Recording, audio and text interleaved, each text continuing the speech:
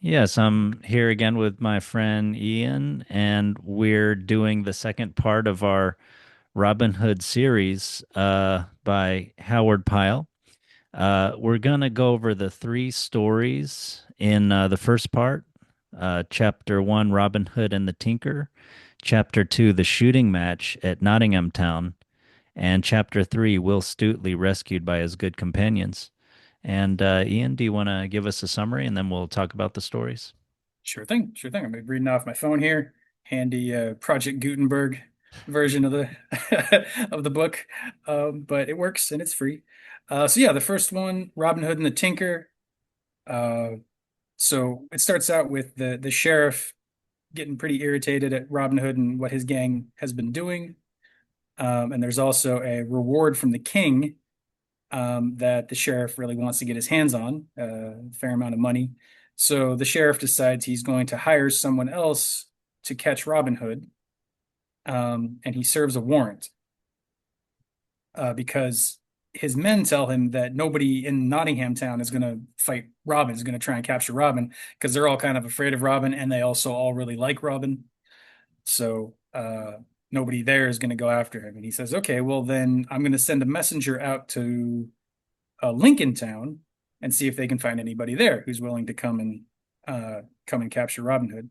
So the messenger goes out with the warrant, and he stops at a place called the Blue Boar Inn, which we will see more of in these next stories. But he stops at the Blue Boar Inn, and he it's a hot day, so he has a beer, and he's sitting outside, and he sees all these guys outside, a tinker, two barefoot friars, and a party of six foresters, all clad in Lincoln green. And they were all drinking ale and singing merry ballads of good times. Um, and he gets to talking with the tinker, who asks him about news, and they're chatting over beers. And the tinker basically is like, I could beat this guy up. I'm Wat O the Crabstaff, that's his name, Wat. Um, and I can take on anybody. So the messenger's like, great, I found my guy. I didn't even have to go to Lincoln Town. He goes back with Watt to Nottingham, and Watt is a little bit drunk already. And so he's walking around Nottingham singing quite loudly, looking for Robin Hood. And Robin Hood comes up to him and he says, hey, friend, how you doing? What's going on? And they sort of jest back and forth about drinking.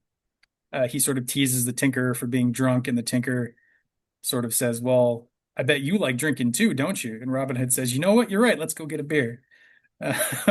So they go back to the Blue Boar uh, together, and Robin Hood pulls the host of the inn and the bar, the tavern aside, and he says, hey, give this guy in his beer mix some Flemish strong water, I think it's Yeah. called, and which I assume is some sort of Strong alcohol. liquor. Yeah, some sort of strong liquor. Exactly. So Robin Hood gets the tinker drunk super quickly, and the tinker falls asleep, drunk on the table, at which point Robin Hood steals the warrant and runs off with it.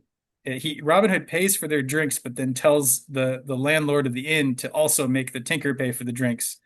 And so when the tinker sort of comes to later, the landlord says, well, didn't you know you were drinking with Robin Hood? And the tinker's quite angry about that. But the landlord's like, hey, I didn't know you didn't know him. Don't beat me up, but you do owe me for all those drinks. And the tinker has no money, so he gives away his bag and his hammer and his coat in payment instead. Um, and has to walk out angry and hungover, and heads back into Nottingham Town, where he comes across Robin Hood again, and they fight a little bit, and Robin Hood smacks him in the ribs with his staff, but then the tinker breaks Robin Hood's staff, and Robin Hood's in trouble, and he's going to get beat up, but then he blows his horn, and all his merry men show up, and they rescue him, and sort of his whole crew rolls up behind him, and the tinker is like, well, I'm clearly not going to beat off seven guys, however strong I am. It's not going to happen. So Robin Hood says, hey, you've been a good guy. Why don't you come join us? We'll give you the Lincoln green suits and we'll pay you 40 marks and you can hang out with us in the forest and it'll be a fun time. And the tinker basically says, yeah, that sounds great. I'll do that. You're stronger and stouter than I, slyer than I, so I will be thine own true servant. And he goes off with them into the woods and sings ballads for them and does a good job of it until later, I guess, some minstrel shows up, but we haven't gotten to that point yet. So that's the first story. Uh, so the sheriff at that point, the second story, shooting match at Nottingham Town. Sheriff's very upset because the tinker didn't work and the warrant didn't work, and now everybody's laughing at him. So he decides to ride off to visit the king, King Henry, I think it is. Hmm. Yeah, King Henry and Queen Eleanor. And I did a little research. It turns out that you have King Richard, who is off fighting the Crusades, is sort of the rightful king of England. His father is King Henry, and Richard's younger brother is Prince John, who Hmm. Prince John doesn't show up in the Howard Pyle book at all. I did a little search for it, and he's Hmm. not there. So it's an interesting little Hmm. thing to mention. But yeah, so here we have King Edward, or I'm sorry, King Henry and Queen Eleanor, and the sheriff rides to see them and he brings all his men. So he shows up in force to the king, and he says, "My lord, this Robin Hood guy is giving me a lot of trouble." And the king says, "Yeah, I've heard of this Robin Hood guy. He sounds his doings have reached even our own royal ears. He is a saucy, rebellious varlet, yet I right mighty soul withal." So even the king's kind of a fan of Robin Hood. But the king's like, but he's breaking the law, and that's not good, and we don't want that. But sheriff, you're my you're the one to enforce my laws in Nottingham. You have all these men that you've arrayed around you to show up here. Why can't you take on this one guy in the woods? This is your job. You should do it. If you don't do your job, um, let's see. Thou art not able to enforce them. Thou art no sheriff for me. So look well to thyself, I say, or ill may befall thee as well as all the thieving knaves in Nottingham. So he basically threatens the sheriff he's going to lose his job if he doesn't do his job. And the sheriff turns away and feels bad. And he's like, geez, I shouldn't have brought all these guys with me. I look real dumb. What am I going to do? Um, and then on the way back, the sheriff's like plotting and scheming, compares him to like a loan shark counting coins and making sure they're all full coins. And he's being very, very picky. And he decides to, comes up with the idea to have a shooting match in Nottingham where the winner gets a golden arrow, um, and fame and renown.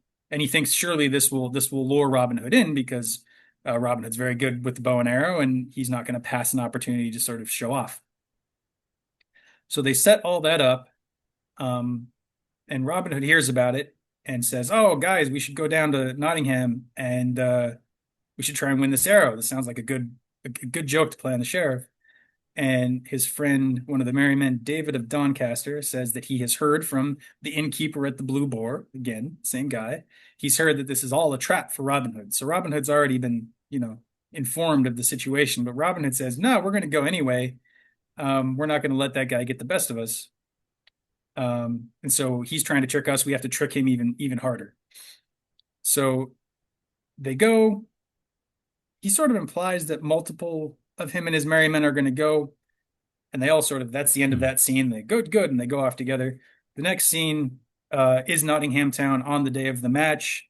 There's a lovely description of the whole layout of the town and how they have it set up, the people that are there, uh, several famed archers in the area, William of Leslie, um, one of them, Gilbert of the Red Cap, Adam of the Dell. There's a whole list of possibly previously famous Hmm. British archers. I've not heard of anything of them, but that's implied in the story. Anyway, there are two yeomen from Yorkshire. There's a tall stranger in blue from London town, and last was a tattered stranger in scarlet with a patch over one eye. And a little bit later, we find out he has a brown beard, and so it can't be Robin Hood because Robin Hood is blonde. Robin Hood has a blonde beard, and so it can't be Robin Hood because his hair is different, and he's got the eye patch, and everybody knows Robin Hood doesn't have an eye patch. So they have the contest. Everybody shoots really well. But surprise, surprise, the guy with the eye patch and the brown beard does the best. This guy wearing scarlet, and he wins the prize. And the sheriff goes up to him and says, "Good job. What's your name?" And he says, "My name is Jacques O'Tivatdale, and that's where I come from." And the sheriff says, "Well, you are the best archer in the land. Thank you. Will you join my service? Uh, you draw a better bow than even that same coward Robin Hood, who dared not show his face today." So he's sort of baiting Robin Hood. Whether the sheriff suspects this tattered stranger is Robin Hood or not, he's still sort of Mm. demeaning Robin Hood to his face. Mm. But Robin Hood says no, and he says, "No, I won't join you. I'm my own, and no man will be my master." So he Mm. sort of just roughly brushes off the sheriff's offer, and so the sheriff gets mad at that and says, "Be gone before I have you beaten for your insolence." And the sheriff strolls away, and Robin Hood, surprise, surprise, it's Robin Hood in the disguise. The next scene, we see them gathered in the greenwood together, and the tattered stranger throws off his scarlet rags and takes off his eye patch and says, "Oh, everything comes off easily except this walnut stain on my beard." Mm. So we find out it's Robin Hood for sure, and they have a laugh. But then Robin Hood pulls Little John aside and says that he's still kind of upset that the sheriff Mm. called him a coward. And he wants to stick it to the sheriff and tell him, "No, I took your golden arrow, sheriff. I'm the one that has it. You don't get to call me a coward. I was there." So Little John says, "Don't worry about it. Will Stutley and I will send this news to him in a way he does not expect."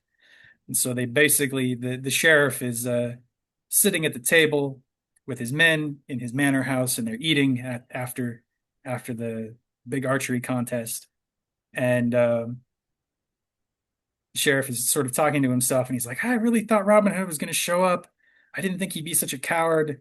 But who was that saucy knave who answered me so bravely? I wondered that I did not have him beaten, but there was something about him that spoke of other things than rags and tatters." Mm. So we have a sign there. The sheriff sort of knew what was going on, but Mm. not enough to actually admit it to himself. And just as he's saying that, something comes in through the window and rattles amongst the dishes, and it turns out to be an arrow with a note that basically tells the sheriff that, "Haha, it was Robin Hood you gave the golden arrow to, and too bad for you." And the sheriff is very angry and can't really do anything about it. And that's the end of that story. Third story, we have Will Stutley rescued by his companions. And so the sheriff now has realized that he can't put out a warrant for Robin. He can't trick Robin into getting caught. So he finally decides to do what he should have done all along and be the sheriff and go and arrest the guy that is being abandoned in the woods. As sort of the rightful holder of the law in the realm, that's what he should be doing. So he gets everybody together and he sends them out in groups, and he says, "Go into the greenwood. Uh, take ye each 4 men." So it's groups of 5 out in the woods, and try and hunt them down. If you capture Robin Hood, you get 100 pounds of silver, and if you capture any of his band, you get 2 score pounds of silver. Never mind that the king's reward is in gold. Yeah. The sheriff gets to keep the king's reward, but his men get a little payout of that. Um, so they go off into the woods, but they can't find anybody because, again, they've all been warned by the innkeeper at the Blue Boar. He says, "Hey, watch out. Sheriff and his men are coming." So they hide in the woods. And Robin Hood says, "I don't want to kill anybody. I've killed that one man," which we read about in sort of the prologue in the last episode. Um, but I don't want to grieve any widows. I don't want to, cause any problems. I don't want to cause anybody to lose their lives. But if we have to defend ourselves, then kill anybody you have to. Mm. And the men are like, "Oh, they're going to think we're cowards, but Mm. we're still going to do what he says." So they hide, and the sheriff's men have no luck finding them at all. And at the end of the day, um, Robin Hood is like, "All right, we got to make sure where they're at. Who wants to go spy them out and find out what's going on?" So Will Stutley jumps up and offers to spy on them. And Robin Hood's like, "Great, go for it, Will." Will throws on a friar's gown, but he keeps on his green underneath, and he has a sword kind of hidden underneath his robes as well. And he goes back to the Blue Boar and tries to get information from the innkeeper there. But the Blue Boar is full of the sheriff's men who are drinking and singing and being loud. And so Will Stutley kind of goes and sits in the corner in the friar's robe and sits quietly, just sort of like he's praying or meditating. But the landlord doesn't recognize him, the innkeeper, and so doesn't come up to him to talk to him. And so he's just sort of sitting there nervously trying to get the guy's attention, maybe. And a cat comes by and rubs against his knee, which raises his robe just a little bit and sort of shows off the green that he's wearing underneath. And unfortunately, one of the sheriff's men catches this and sort of deduces, oh, this guy is up to no good. That's probably one of Robin Hood's guys. He's not a priest because he's wearing green. And if he was honestly, one of the foresters that are supposed to be wearing green, he wouldn't be hiding under a priest garb. So this has got to be one of Robin Hood's guys. And so they confront him, and Will can't really trick them into thinking he's a friar, and so they attack him. He fights back, but there's too many. He gets overwhelmed, gets knocked on the head, and thrown in prison. And the I think it's the daughter of the innkeeper runs out to Robin Hood and tells him what's happened to Will, and she's crying and she's upset, and he's going to get hanged tomorrow. So they have to go rescue him. So Robin Hood summons all the merry band, and they go down. They plan to go down to Nottingham and rescue his friend, Will Stuteley, from the sheriff's clutches. Um, and so they sort of hide in the forest and in and around Nottingham until the sun is high in the sky, and the sheriff begins. Oh, no, I'm sorry, I skipped a part here. So then David of Doncaster goes into Nottingham to find out what's happening, and he meets a pilgrim, a palmer, I think it's called. Yeah, the palmer, which I'm not sure what that means, but they got a picture of him. He's dressed, he's got a little cross hanging by his side. He's got a bag and a staff. So looks like somebody that just sort of wanders around and says prayers for people, perhaps. I think But he goes to the Holy Land. Sorry for the interruption, but he oh, goes to the Holy Land and like comes back with a palm, kind of, some kind oh, of sign of, I don't know, penance yeah, faith. So, oh, cool. I didn't know that. That's mm. neat. Yeah, so definitely a pilgrim then if he's going to the Holy Land. Um, and so David Doncaster is asking this pilgrim, hey, what's going on here? I heard that Will Stuteley's going to hang. I would not miss the sight, for I have come from afar to see so sturdy a rogue hanged. And the pilgrim says, don't talk about him like that. He's a nice guy, basically. And alas, Robin Hood and his band may be outlaws, but he takes only from the rich, the strong, and the dishonest. And there is not a poor widow or peasant with many children from here to Sherwood, but who has barley flour all year long, thanks to him. It grieves my heart to see someone as gallant as Stuteley die. Um, and so then David, understanding that this guy's kind of on their side, sort of gives him a little wink and says, perchance Robin Hood is not so far away, but that there will be stout doings this day. Um, and he kind of gets the hint that Robin Hood is maybe going to rescue this guy.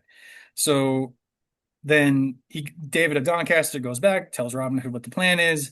The whole crew roll up to Nottingham, and as the sun is setting, the sun is low in the western sky. Mm. The sheriff brings Will Stuteley out to be hanged at the crossroads where three roads meet. Um, and they're bringing him out, I imagine, on some sort of a cart. I think it says his hands are tied. He's probably tied to a post, and they're taking him out to be hanged at the crossroads. Mm. And Will Stuteley, all the way there, is like, "Don't hang me. Give me a sword, and I will fight you, and you can kill me while I'm fighting." And the sheriff says, "No, we're not going to give you a sword." And he says, "Well, then let me fight you with my hands." Even then, and the sheriff says, "No. And if now that you've bothered me so much, I'm also going to quarter you limb from limb after you are hanged." Uh, which I think in the Christian days that sort of makes your resurrection by the body a little harder. I Oh, think I really? think that was Oh, sort of the sort of you know part of the because, like, who cares if they're going to chop your corpse up? But if you're planning to come back and be resurrected in the body at some point, if your body's chopped up, that makes that a lot harder or impossible. mm. I think that's hence the threat against the corpse. Mm. Um, and so they're dragging him out to the gallows when yeah, there's this lovely thing of Stuteley sort of gazing at the fair country of Nottingham and Sherwood and seeing the bright air, and it's filling his heart, and he's crying at how beautiful everything is. So we're all feeling really bad for Will Stuteley, and then he looks around, he realizes that the merry men are around, and then he sees Robin Hood And yet betwixt all of these men come to rescue him, there's a line of men at arms of the sheriff, and so Mm. he's still nervous. But then Little John shows up, sort of knocks the man at arms aside, cuts Will loose, steals the sheriff's sword, hands it to Will. They fight off the men, and they're sort of fighting a little bit, but Robin Hood and his men get the best of the sheriff and the men at arms very quickly, and they rescue Will, and they beat them back so badly that the sheriff and his men retreat. And Will Stuteley yells after them, "Oh, stay! You'll never catch bold Robin Hood if you do not stand to meet him face to face." But the sheriff, bowing along his horse's back, made no answer, but only Yeah. spurred the faster. So we have the sheriff chickening out and running away, proving not to be able to stand by the might that he wanted to bring against Outlaw. And Robin Hood rescues Will Stuteley, and Will Stuteley and Little John cry. They weep to be back together. They're very happy that they rescued him, and they go back to the woods. And we're gone as a storm cloud moves away from the spot where a tempest has swept the land. But they left 10 of the sheriff's men lying along the ground wounded, some more, some less. Yet no one knew who had smote them down. Um, and thus the Sheriff of Nottingham tried thrice to take Robin Hood and failed each time. And the last time he was frightened, for he felt how near he had come to losing his life. So he said, "These men fear neither God nor man, nor the king, nor the king's officers. I would sooner lose mine office than my life, so I will trouble them no more." And he kept close within his castle for many a day, dared not show his face outside of his own household. And all the time he was gloomy and would speak to no one, for he was ashamed of what had happened that day. Yeah, So that's a all good. I was just gonna say, Uh, so all three of these stories are sort of the shaming of the sheriff. yeah. Yeah, that last passage was a good punctuation on just him, puffing his chest, wanting to get the glory, the revenge for his kinsmen, the forester that Robin Hood had killed in his origin story, reason why he went out to the woods, going to the king with all his newly sort of armored troop of men, and now, yeah, he slunk back to his house wordlessly, staying in it several days, ashamed to show his face, just utterly despondent. Yep. Such to all illegitimate rulers. Yeah, right. If You know. only. Yeah, yeah, yeah. Yeah, Yeah, well, so did you mm. yeah, sure thing, man. Sure thing. I Yeah, was that gonna was say, a did great summary. Did you thanks. just look at you said you took some notes, or were you also, you, is very fluid. I, I mean, I just read them. I read them sort of prepping for. We tried to do this last week, and I had some stuff that pulled me away.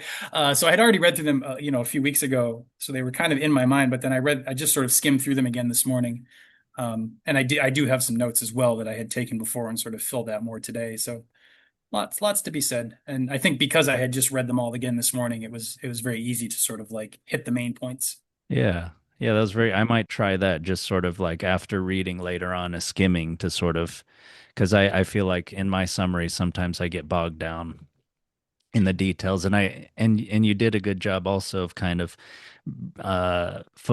focusing in on some poignant or powerful scenes or interesting language or something, and I want to be able to do that too, but I feel like sometimes I get too bogged down, so yeah, Mm, that was good. thanks.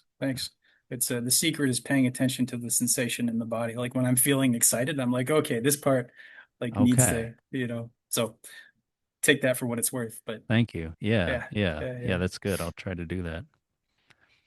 Yeah, so what stands out to you about these three stories, about the individual stories? I mean, I kind of alluded to this already, but as a whole, I think we have a very clear portrait of the sheriff as sort of the local authority, and the one who is. I mean, we talked about this in the last episode, but Robin Hood as a trickster figure, Robin Hood as somebody who is trying to correct a society where the one who is ruling, the one who has authority over the society, is not performing their duties correctly. They're Mhm. not taking care of the ones that are put in their charge, and they're Yeah. just getting rich. They're just, taking care of their own interests at the expense of the people. And so Mm, he comes through. Traditionally, in a that's kind of a society, you would have a trickster figure come through and like knock, you've got the jester who would mock the king or something like that. There's something that sort of brings the authority back down to earth and reminds mm, them that they're human. Um, and what we have here is we have Robin Hood coming in as somebody who balances the situation. So mm, the problem in the society is becoming unhealthy because all the power is rising to the top, and the mm, top isn't taking care of the bottom. A healthy society, you have mm, that flow happening, so everybody's getting taken care of, and then that can mm, kind of grow mm, if it's done well. And so what Robin Hood is doing is he's manually going in and taking the money from the rich and distributing it amongst the poor so he's not trying to replace the broken social order. He's trying to maintain the society until the rightful authority somebody comes in and takes the rightful place. Um, which is, I think we talked about that last episode, so I won't go into it too much. mm. But we see here a very nice portrait of the sheriff as the corrupt authority. He knows what he's supposed to be doing. The first thing he does is he wants the reward from the king, and Yeah, so he pays somebody else significantly less money to do the work for him, so he can get the reward without having to do any of the work. yeah. And he calls that law. That's him trying to do it legally. In the end, where they're talking about, it was like, oh, I failed by law, I failed by guile, so I'm going to try might. It's like Oh, that's a good point. Yeah. that's so. I just think that points to the failure of him as an authority figure. And then he tries trickery because again, he doesn't want to use any force. It could be argued that the trickery is like a respectful thing. Like if he wasn't painted as the villain, you could see, oh, well, I'm trying to trick this guy so I don't have to risk my men's lives. We're not going to go all out war against him. We're going to try and do it sneakily at first. But there is this element of cowardice to it, I think, because Yeah. he is painted as the villain. Yeah. And then in the third case, he he tries to use might, but he just sends his men out. He's like, okay, everybody go out in the woods. I'm going to stay at home. You go capture him and bring him back for me. So again, he's not leading the charge. He's not taking over his authority. Um, Yeah. and he fails every time. So yeah, I don't know. What did you think? Do you have Yeah, anything with that's that sort of general overarching? Yeah, with that general arc, yeah, I agree. I didn't notice that. Yeah, so when he sends out the warrant for the arrest, he says that's that's by law that he's trying to catch the knave, Robin Hood. And so yeah, perhaps he views law as something that is in his power to use rather than in as something that is supposed to guide his actions, of which he is an agent, and there's some overlap there, but there's maybe a subtle but a very powerful difference in how a good leader versus a bad leader might think of the law. Yeah, I Something. like that the law as something to take advantage of, as opposed to the law as something that we all follow with the idea that it will take care of us, with Mhm. that sort of social contract, placing the law higher. I mean, it's a very American, it's a very American thing. That was what um, the founding fathers were all about. Is we're going to have the document, and the document, the rules of the land will be the thing that we follow, as opposed to a king, as opposed to an illegitimate authority. So Yeah, it's kind of yeah, echoes of that here. Yeah. yeah. Yeah, this sort yeah, sovereignty isn't in a human being, it's in some way. That seems like that goes back to even the ancient Israelites with I mean, it could be interesting to kind of look at that historically as like it's something they really wrestle with, where there's the prophet as the voice of the divine, but there's also they kind of want this political king. And even before that, there's Moses with his tablets, and the first time that they view like some kind of law code, it gets broken because they're sort of following some sort of group erotic passion for the idol god, which is uh a sort of throwback to like the pre-axial period of sort of naturalistic kind of gods and animal gods and things like that, even before the anthropomorphic gods. But Yeah. Yeah. The idea of law as something to um, turn to.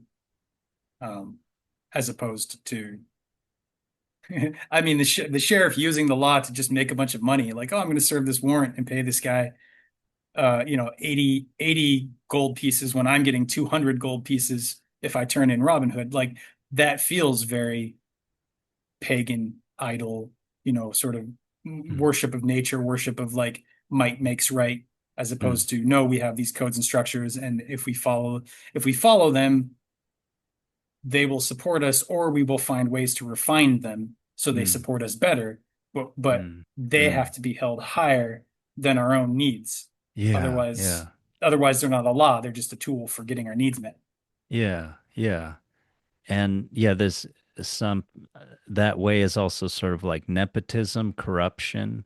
Like it's understood that, I don't know, in a corrupt society, I would think it's kind of understood that the people who are officials are always going to get a piece. So if I'm the king, I might offer a certain amount reward for this outlaw, but know that there's it's going to filter down through the ranks and like everybody's going to take a chunk or something like that. Yeah, yeah, because the sheriff's interest is, especially in the first case with the tinker, he wants the reward. He doesn't want to stop Robin Hood because Robin Hood's breaking the law. He doesn't want to stop Robin Hood because he's, ostensibly, if this was a healthy society and Robin Hood was the villain, was the bandit, like the bandit is taking money from the society for his own benefit. So the law Yeah. is meant to stop him, and you should want to stop him because he's damaging the society. But Yeah. when the ruler is the one stealing the money for his own benefit, then the outlaw becomes the hero, and he's the one that's standing up for the society and trying to make sure it works the way it's supposed to. So Yeah. it's very flipped there. Yeah. Yeah, exactly. Yeah, the law, yeah. Yeah, people should be serving the society and the law is sort of some codification of that. And the law and justice and the law do have some resemblance to sort of more, you could say, like primitive law. I think one aspect of primitive societies and sort of primitive law is the reciprocal nature. So eye for an eye, or like Mm. Hammurabi's code. It's uh,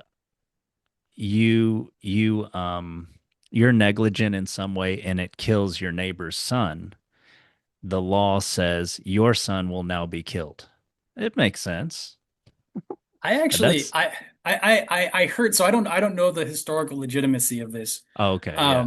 But I heard tell that what the and I don't want to push back on you, but it's such a No, fun no, story. no. It's such a Please. fun way to Yeah. look at it. I've Yeah. heard tell that the Hammurabi's code would be better translated as no more than an eye for an eye. Okay. Okay. And So it's so restraining maybe the. Mm, which raises it to like a pretty high level of intelligence of like mm-hmm, the law is, if your negligence killed his son, the worst thing you can do is kill his son. You can't burn down his house, you can't kill his wife. Like, mm, you have to rein in your passions and be mm, logical enough to compare the damage that was done to you versus the damage you want to do to the other. Like, mm. that's a step up from I'm angry, I'm just going to attack, Yeah. you know? Yeah. Yeah. Exactly. So Yeah. Mm. I don't know. I don't know. I don't know if that's true, but I love the idea of humans in history being a lot smarter than we give them credit for. Yeah, you're right. I probably, I mean, and we often do this in history. We paint a cartoonish version and then yeah, try to yeah, that does seem smarter in that, I mean, given the constraints of the time of the ruling passions and whatever tradition and culture that code might have had to contend with knowingly, they couldn't necessarily make yeah, so that does bring some rationality, some reflection, some room for debate, some and some yeah, like you're saying, restraint of the passions. Maybe yeah, Mhm. and that I, that is what in general law and leadership should be doing. It should be kind of restraining, bringing the temperature down, bringing some rationality into people's natural tendency to go with their passions and self-interest. Oh, mhm, mhm. Yeah. Yeah, because it creates a healthier society. And then therefore, if you look at Hammurabi's code, the way I'm suggesting we might be able to look at it, you see that as like, oh, the law is a higher thing that we can turn to and organize our lives around Yeah. for a better outcome in the future Yeah. because it stops bloodshed, it stops feuds, it stops, uh, warfare mounting higher and higher and higher and higher. Yeah. Um, Clearly, it didn't work that well. I mean, we're still dealing with that these days, but maybe we could do with a little bit of that ourselves, you know.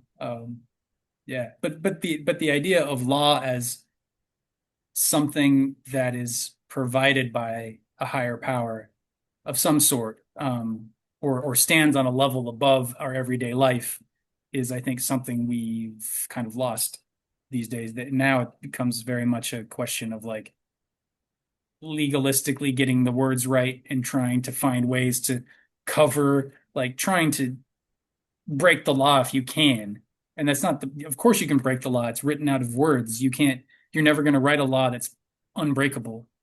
The point of the law is not to be unbroken. The point of the law is that this is a social contract that we all agree is important, and this is how we sustain ourselves as a community through time, for the flourishing and betterment of all. That's what the law should be. But, Yeah.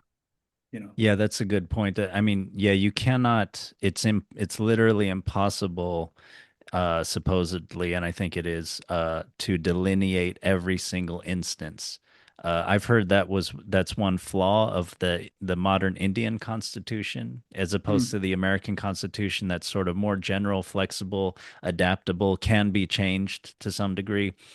Uh, but yeah, I mean, the idea, yeah, not everything can be delineated by the letter of the law, but you can never dispense with the spirit of the law being in, what can you say, in the hearts of almost everybody in society. Definitely, you want them to be in the rulers and, yeah, to restrain them too. yeah, yeah, and just being honest about the fact that we're humans and we're going to make mistakes, and there are ways that we would want others to pay for mistakes against ourselves, and so we should pay for our mistakes against others, and uh, it it it creates a healthier sense of community if the laws are in the hearts as opposed to uh, solely in the books to be analyzed and probed and broken.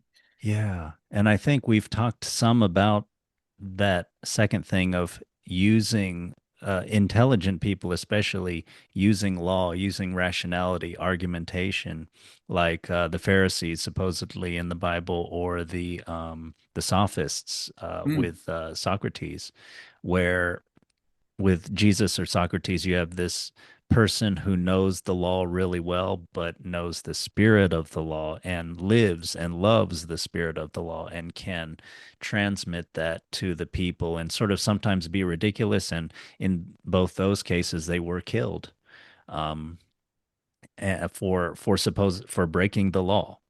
Which maybe I don't know if we can even draw this parallel to Robin Hood, but wow, yeah.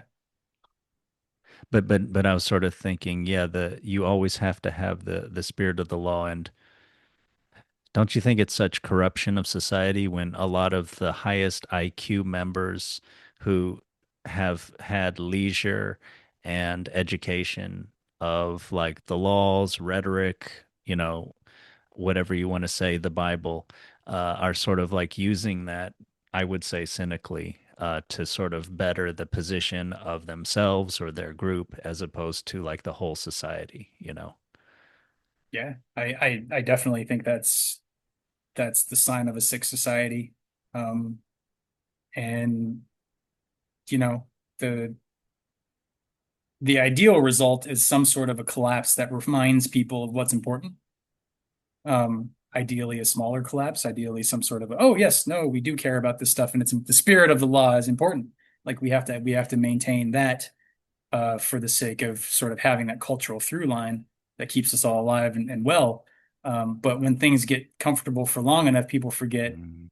that it's not guaranteed that things are going to be this comfortable. And they're like, oh, it's always going to be this way. And I don't have to do anything to feed the system that is supporting me. I can just Yeah, keep taking from it. And I yeah, mean, you see that pattern everywhere from, you're talking like politicians and lawyers or whatever, to, sort of Western civilization and what we're doing to the planet ecologically. Mm, And that, isn't just the West, but it's sort of the global society now. Just take, mm, take, take for whatever I need, whatever I want, and not do anything to realize that the system I am taking from also needs to be supported. So yeah. you have CEOs making a bunch of money while their workers are on welfare.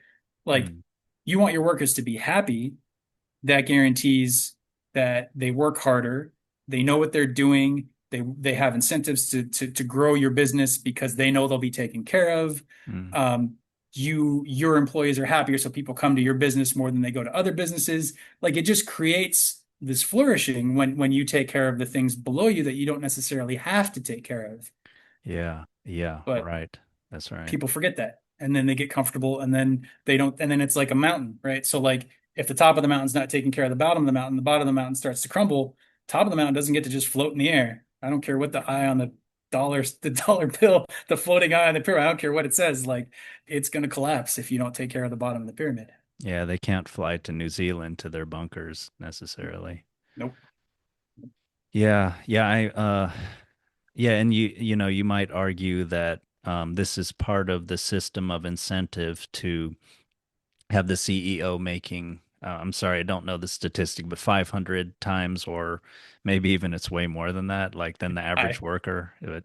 But then I thought, there's some statistic, and again, I'm a little vague on this, but Japan during the 1980s, I think it was for quite a long time, their CEO made something like four times the amount. Let's say it's 10 times the amount of the regular worker. And of course they get perks too, a driver and whatever.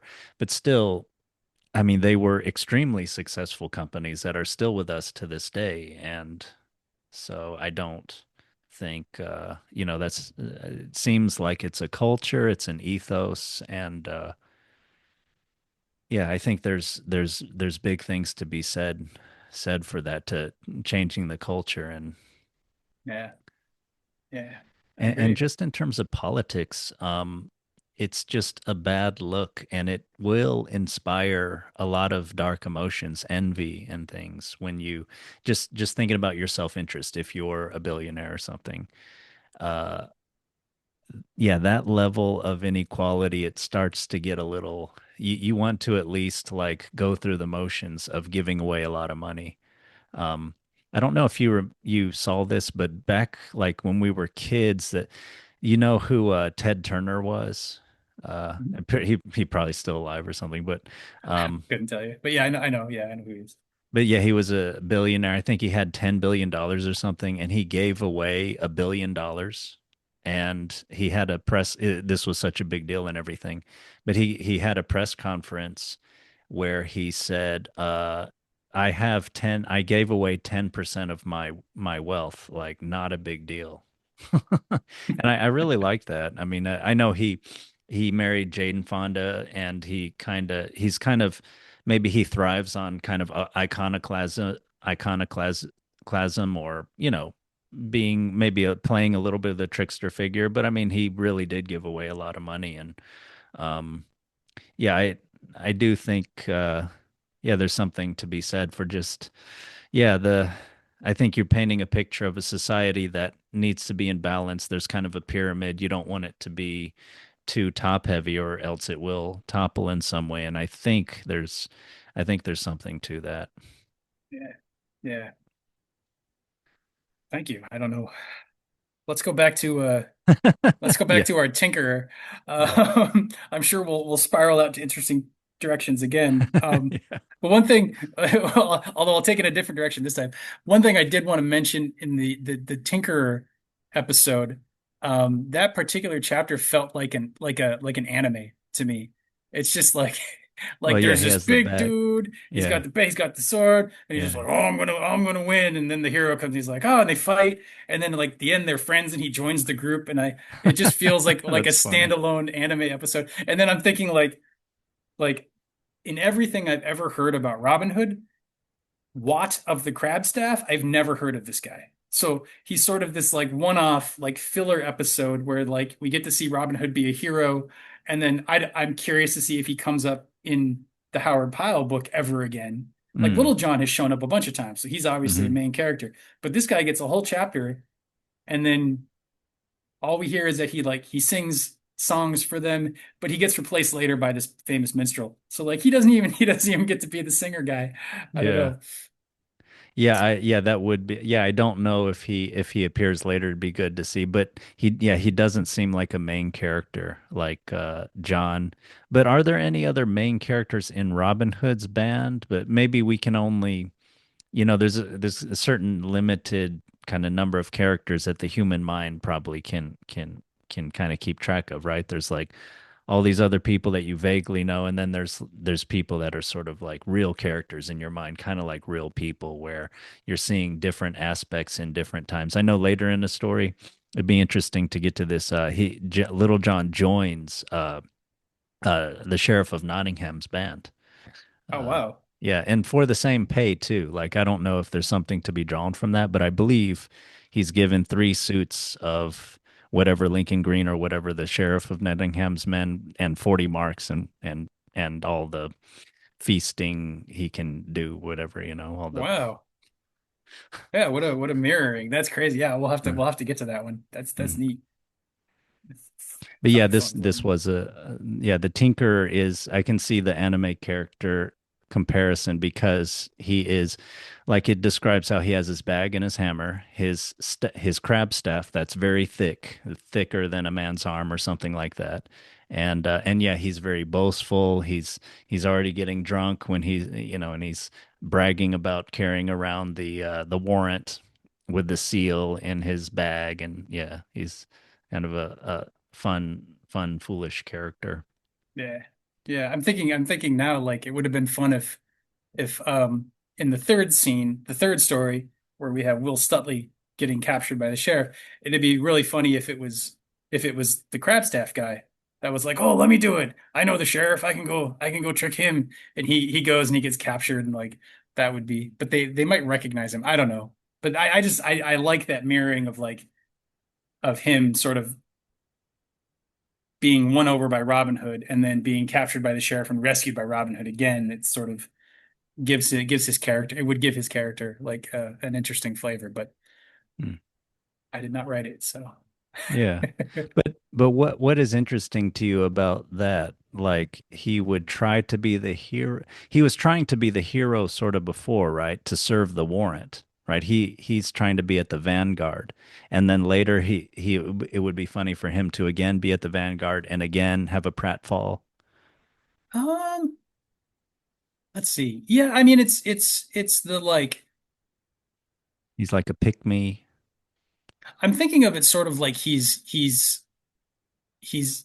paying his dues, right? So he's like he's going against Robin Hood and trying to serve the warrant, and then Robin Hood sort of beats him and wins him over. Mm, But I could see it being like I'm like he's you're not quite sure if you can trust him. Like, oh, he was trying to arrest Robin Hood. Maybe this is all a trick that he's just trying to sneak in and like bonk Robin Hood over the head when he's sleeping and like take him to the sheriff at that point. Like maybe he's trying mm, to be tricky. He's not really on our side. Everybody's suspicious of him. mm, And then but he's like, no, I'm gonna go get the information from the sheriff. And there's a mm, little bit of a dramatic tension of like, is he or is he going to the sheriff to report where Robin Hood is? Was he mm, behind the scenes the whole time? And then we find out, no, he is genuinely on Robin Hood's side. He's going to be hung. He's offering to fight the sheriff. And they're like, okay, he's a good man. We're going to go rescue him. You know, like it would yeah. be sort of a cleansing for his character of suspicion. Yeah. Huh. Yeah, that's good. You could even, depending on how much detail you wanted the story to go into, you could have him, let's say when he tries to, to rescue Will Stutley, he may be captured. He may have like a night of reckoning where the 5% of him that still doesn't like Robin Hood or something, or still isn't completely with them, he goes through some kind of reckoning. He could have some kind of interaction with someone else in the jail about that, or something like that. He sees something of how corrupt the sheriff is, or something that kind of changes him. And yeah, That's a good idea. Yeah, yeah, yeah. See, we can do a better job with this. Sorry, Howard Pyle. It'd be funny if we maybe we could ever, I don't know, that might be fun. I never would see myself writing these kinds of things before, but yeah, it's kind of interesting. And maybe even in animation. Yeah, yeah. I wanted to point out like there is a parallel between him and Little John, Hmm. where in Howard Pyle's book, he's the second character, I think, to join Robin Hood's band after fighting Robin Hood and sort of beating Robin Hood, but not completely beating Robin Hood, where Robin Hood can't fight anymore because his quarterstaff is broken. What do you think of that? I had not noticed that. That is interesting. Yeah, it is. It is very very similar. He's a bigger man than Robin Hood. He's better with the staff, or at least is, he breaks Robin Hood's staff. Little John knocked Robin Hood off the bridge. So they're both kind of higher up. And yeah, I don't know. I hadn't really even noticed I think because we read them, in separate sections, I hadn't even made the comparison. But Mm, yeah, it is pretty clear. It's almost like it's a big parallel, right? yeah, it's like the same process happening twice in a row. Yeah. Um, and what do we see? We see Little John in the first one is just somebody walking through the woods. And they get in a fight over like who's going to cross the bridge. So it's just kind of a like, Although it's no, a Brit. I'm the guy. No, I'm the Yeah. guy. And Yeah. it's, It is over whereas water though. There's a border area there. Although both Little John and the Tinker are from another town, and they oh both yeah, have yeah, bragged about identified themselves as like I'm this where I come from, I'm this guy. Although that's kind of normally I think what guys would do, but yeah, especially in these kind of like hero stories. yeah, yeah, cowboy But type but stuff. yeah, yeah, yeah, yeah, yeah, yeah. Yeah, yeah. I don't know if I have anything else to say about that because I hadn't really thought of it before, but it is interesting. And you have him sort of. I love the trickery with Watt, like the like, oh, come and get a drink with me, like so. Yeah, there's a I lot of good mean, dialogue there. yeah, yeah, yeah, yeah, yeah. Um, but yeah, I don't know if I have anything else. I can check my notes. Mm. Anything else to say on that particular episode? Um, just that the Tinkerer seems he seems very like they say that um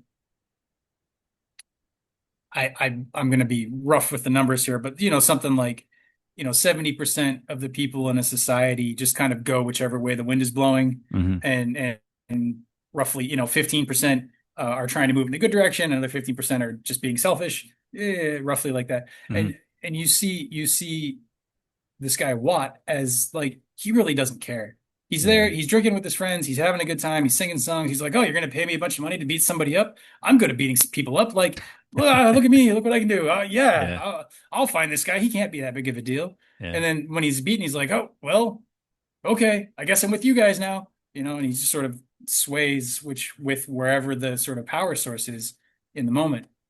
Um, so it could be a symbolic kind of example of Robin Hood sort of winning over the common man who isn't invested in either way. He's not, Robin Hood hasn't given him money the way he has like the orphans and whatever else it was that I was reading earlier, the Mm. women without husbands and whatever. Yeah. Um, Yeah, this guy's and kind of middle class, kind of skilled artisan. Like he's not one of those.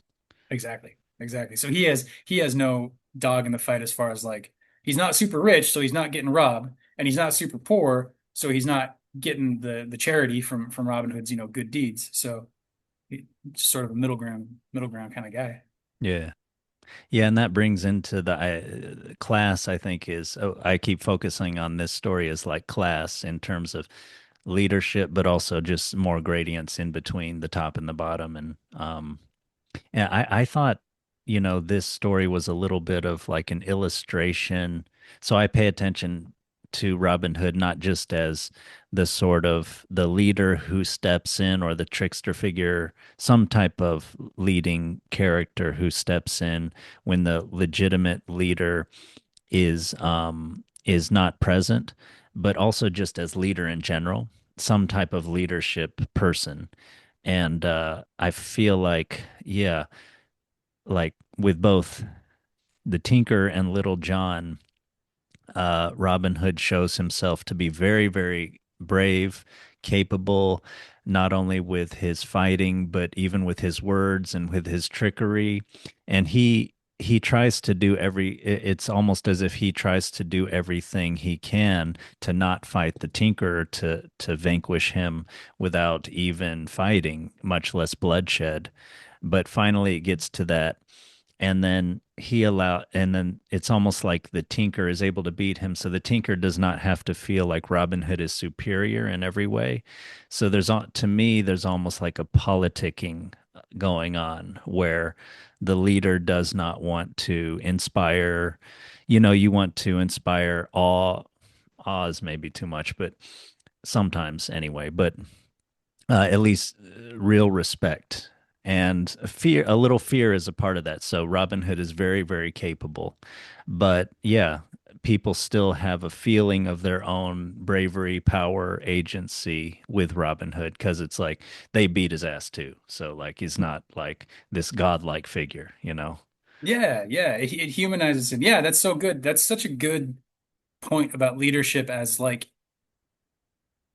not being, not having there be no fear of him being like, yes, I am competent, I am strong, I'm capable of, I'm smart, I'm capable of being a leader, but I am not twice better than you. I can't beat you at everything. You have your own authority, you have your own power, you have your own like energy that you can bring that I Yeah, need. And yeah, it creates a like a positive echo chamber of people supporting each other as opposed to just like either cowering them through fear, yeah, yeah, buying them just with money, yeah, or being kind of godlike yeah, and then they lose their initiative, you know.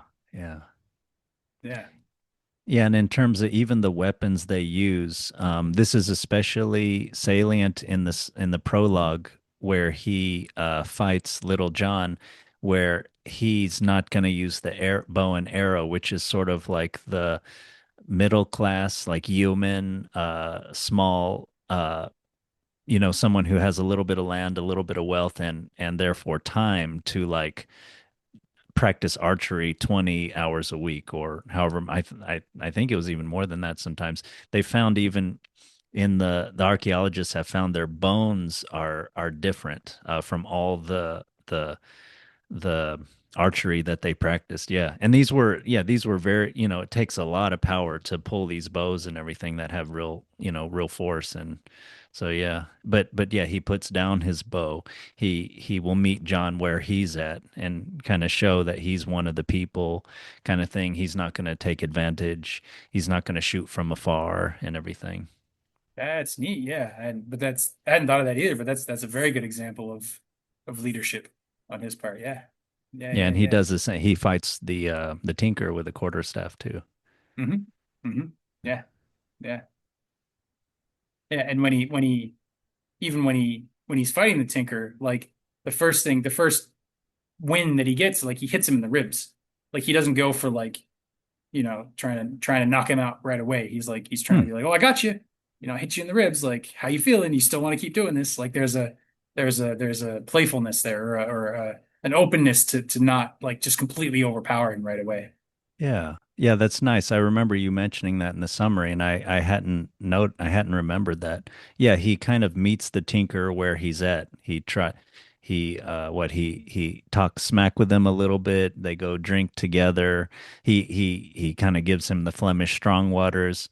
That's also a place to show where he has cultivated relationships in the community and kind of the story says that the reason that what the proprietor's name, I forgot his name, but of the sign of the Blue Boar, the drinking establishment, uh like Robin Hood and his men have hung out there drinking, but they have always conducted themselves well. It's not like they're getting rowdy and destroying the place, even though they could. Hmm. And they always pay their bill on time. It Hmm. says something like their names are never put on the back of the door. So it's like they never run a tap. I forgot Right. how they put it, but I think that's what it was, behind the door or something like that. Yeah. Yeah. yeah. Yeah. And so Okay. yeah, he's and it says also the proprietor, speaking of people who are kind of like not really particularly virtuous or vicious. They're just sort of they're going with their self-interest. It says the proprietor knows what side of the bread his knows what side his bread is buttered on. Like, and so Hmm. that's why he helps Robin Hood. Yeah. But Yeah. he again is not, yeah, he's not forcing anything. He's kind of he inspires love amongst the sort of peasantry and the widows and everything. And with the other people, he's kind of he's playing it smart. Mhm. Yeah. Yeah. Yeah. Hmm. So, maybe we move on to the second story. Yeah, yeah, it sounds good. Did you have well, just natural flow. Did you have anything? I mean, this is a famous. This was in the Disney movie. You know, the Really? Robin Hood dresses up and goes to the archery contest. Like this Oh, is, I think he's dressed up like a stork in the Disney movie, if I remember correctly. But it's definitely one of the core Robin Hood, you know, episodes. I didn't know that. I haven't seen the Disney movie as far as I can remember. Is that the one where he's a fox? Yeah, Okay, yeah. as befitting. Yeah, Right. Yeah. Yeah. It's good. It holds up. I think it holds up. It's got some great songs. Granted, I watched it when I was a kid, so I have all the nostalgia, built in there, but I still like it. I gotta check that out. Yeah, I like that. I feel you mentioned that this is a ruse, and in a way that would be a legitimate tactic by a ruler to catch a villain, and I completely agree. But then yeah, we and you said it kind of since he's painted as the villain, you could sort of have the shadow of that hanging over this.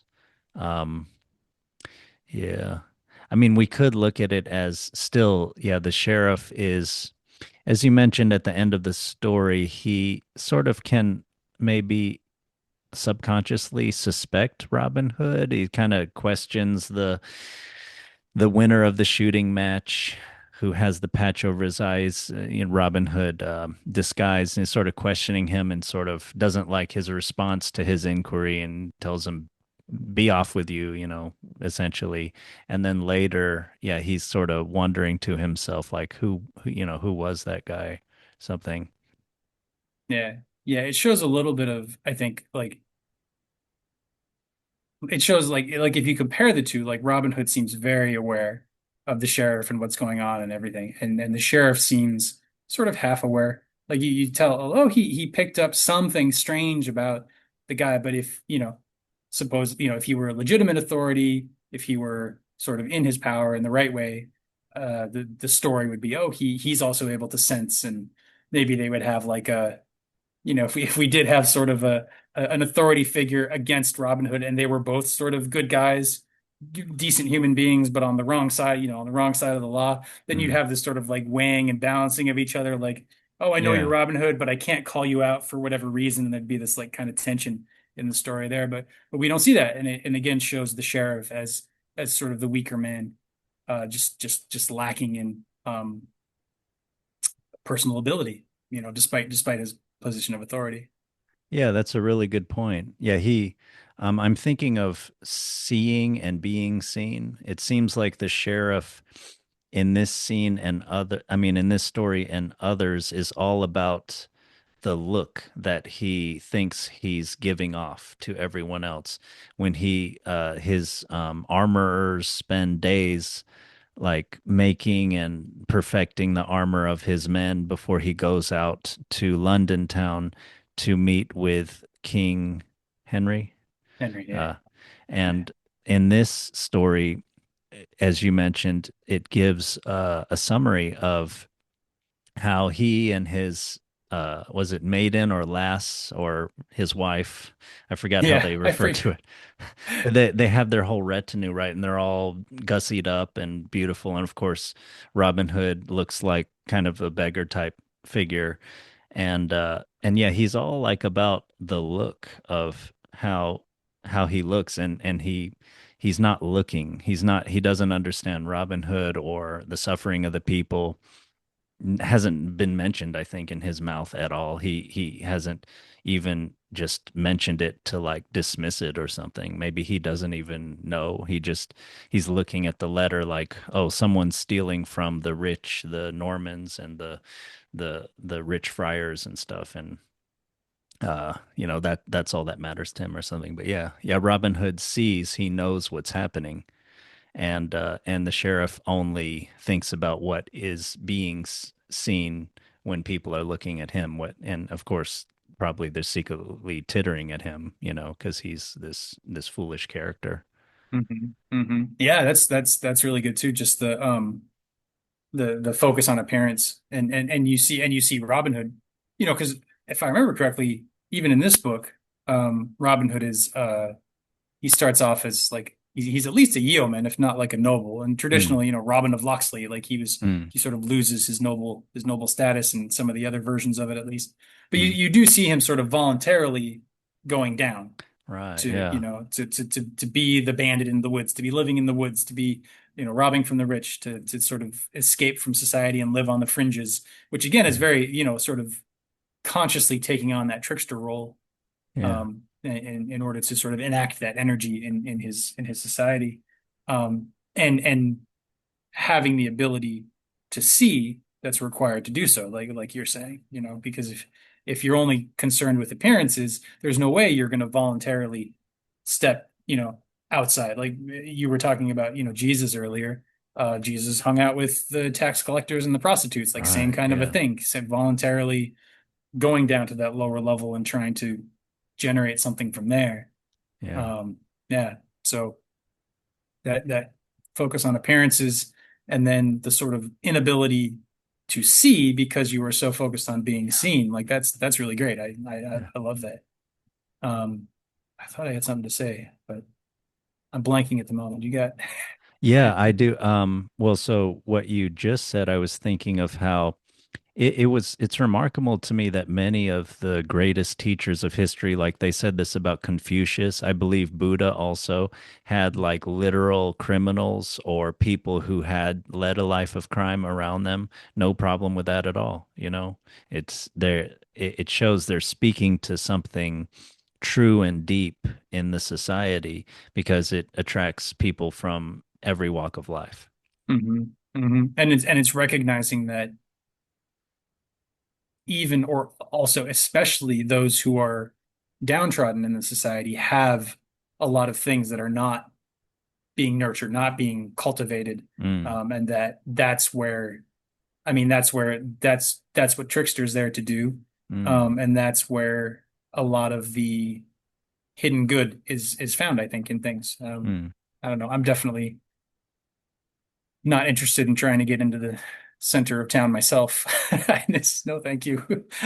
Not that I'm going to go around saving society or anything, I don't think, but the appeal of the margin and the sort of the ease of that area is much more. It just makes more sense. You can breathe better, you know. So Yeah. Yeah, I don't know. if this is comforting, the end of Plato's Republic, they've gone through this ideal society, this, do you want to be a ruler, a philosopher king, a tyrant, and they sort of at least explicitly come to a conclusion that it's kind of better to be in the middle, that Hmm. for sort of happiness, of sort of virtue and things. I mean, I think practically speaking, one would have, more money, more problems. Like it is kind of, it is maybe in a way hard to sort of to mix things to for a rich man to pass through the eye of a needle, Right, so right. Yeah. or Yeah. sorry, harder for a rich man to get into the kingdom of heaven than it is for a camel to pass through the eye of a needle. But I totally knew what you meant. It didn't sound thank strange at all. you. I was like, yeah. Rich man, eye of the needle. Awesome. I got you. Yeah.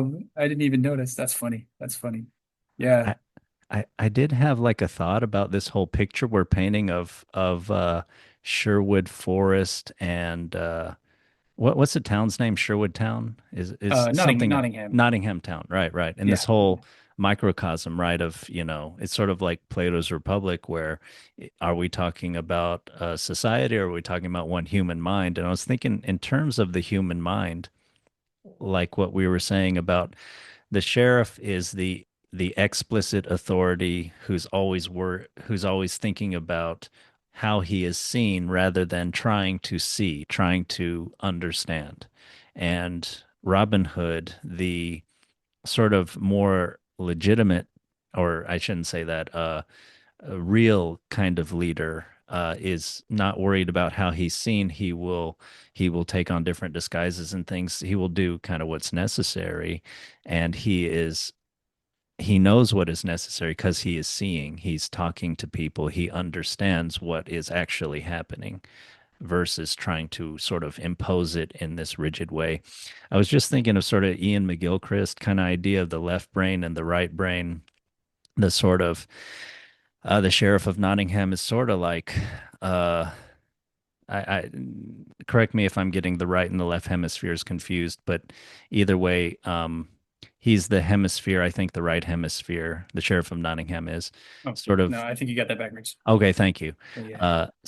So he's the left hemisphere, which is sort of more concerned with differentiation, right? Labels, uh, categories, and things like that. Whereas Robin Hood, residing, of course, in the forest, which is sort of also maybe like the unconscious, is sort of seeing the whole picture and sensing, understanding the things that are being ignored by the explicit categories. Yeah. Spot on. I mean, I think that's part of, if you look into like a lot of mythology in the world, it's like, oh, the thing you're missing is on the fringes. It's on, it's outside society, or it's the jewels in the buried under your house, or it's in the dung heap, or whatever it is. It's Right. kind of a common theme.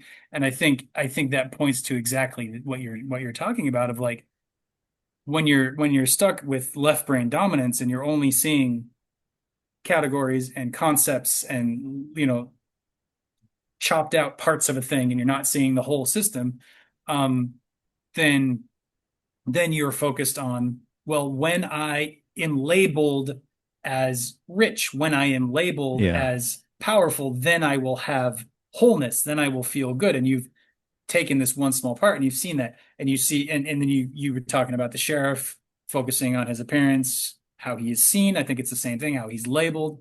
And then Robin Hood being like, he's able to see the whole picture, which is very right brain, and he's kind of holding everything together until the proper ruler comes back and kind of holds the balance between the two. If we're looking at it through that brain model, so the ability, the right brain has to hold the parts of the system that are not cared for by the left brain's over focus on small details. Right. The right brain has to hold the whole thing together until balance is returned, which is what would be, King Richard coming back from the Crusades. Like the Right. rightful leader is back again to restore order the way it's meant to be, instead of the overly focused domain of the purely left hemisphere. Yeah, that's great, man. I Yeah. hadn't thought of that at all.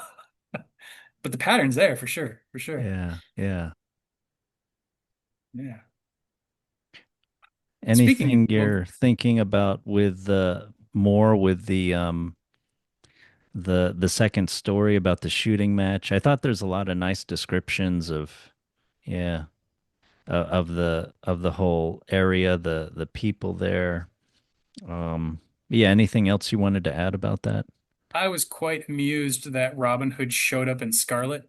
I thought that was like, it's because red and green are opposite colors, right? So Oh, like, right. Yeah. it's like he's showing up as like, I'm as not green as I can be, guys. So it's this like trickster play of the opposites, of like, well, red is green and green is red. So here I am showing up in my green, but it's red, and you don't understand because you're not Right. smart enough to see the relationship there. And it just felt like such a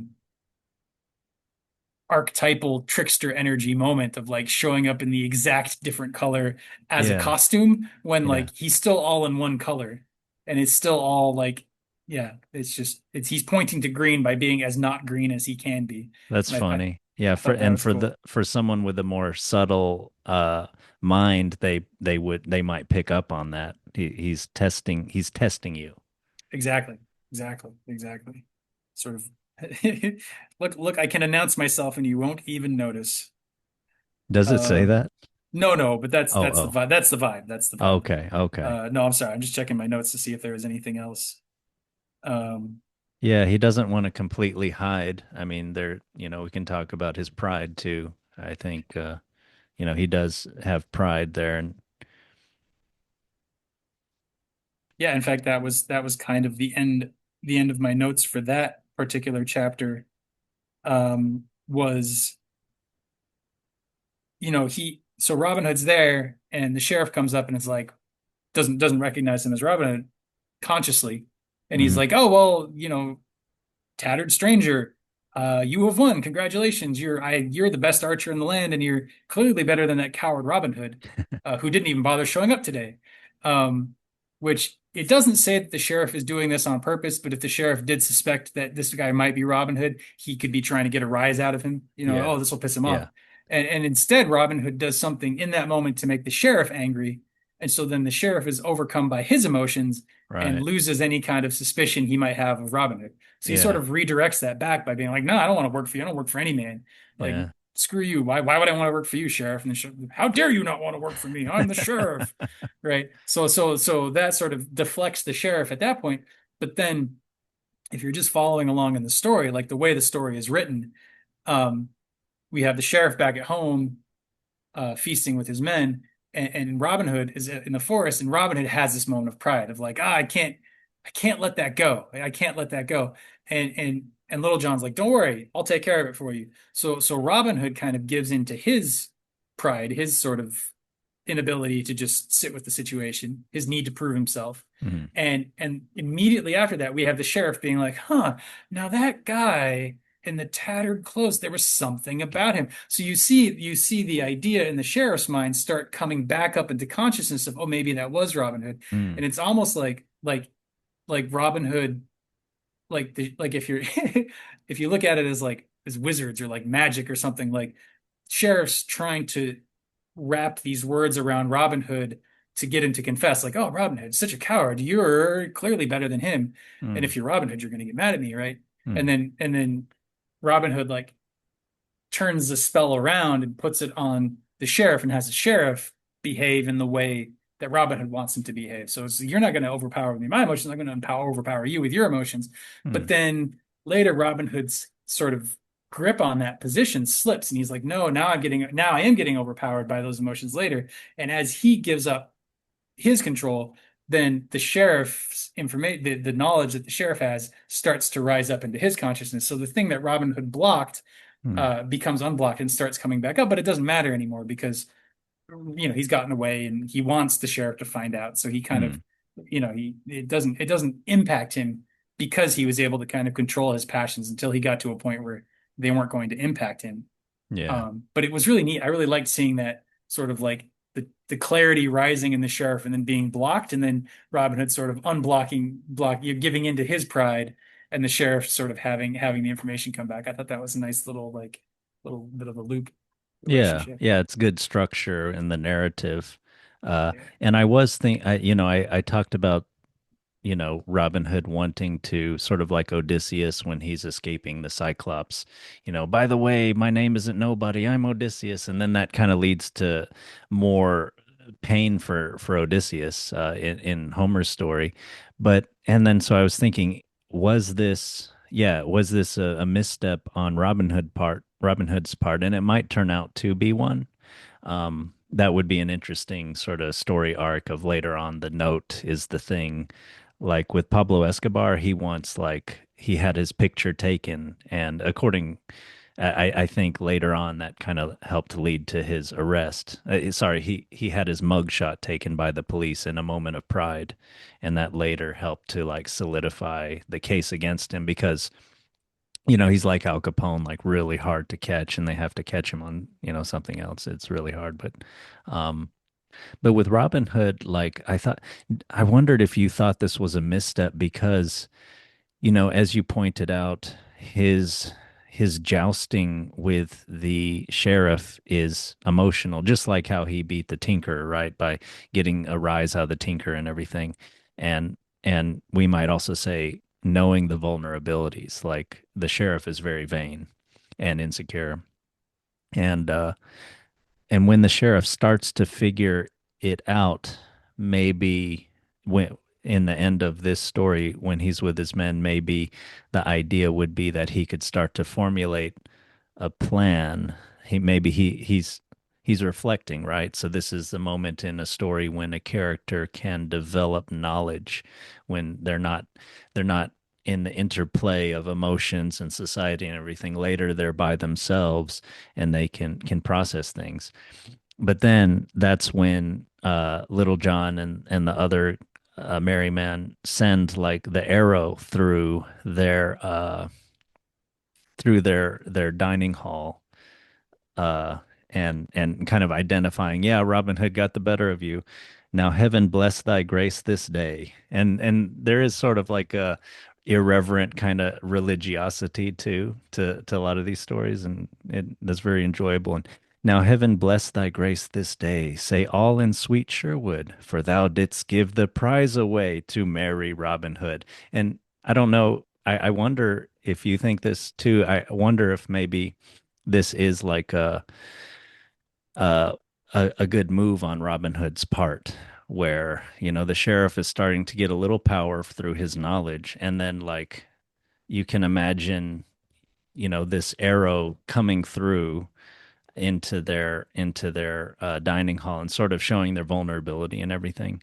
Uh, and maybe he would like pound his fist on the table, that varlet, no good, whatever medieval word, good, colorful medieval words they have. Right, I right. don't know Yeah. what you think of that. Yeah. I don't know. I mean, it's definitely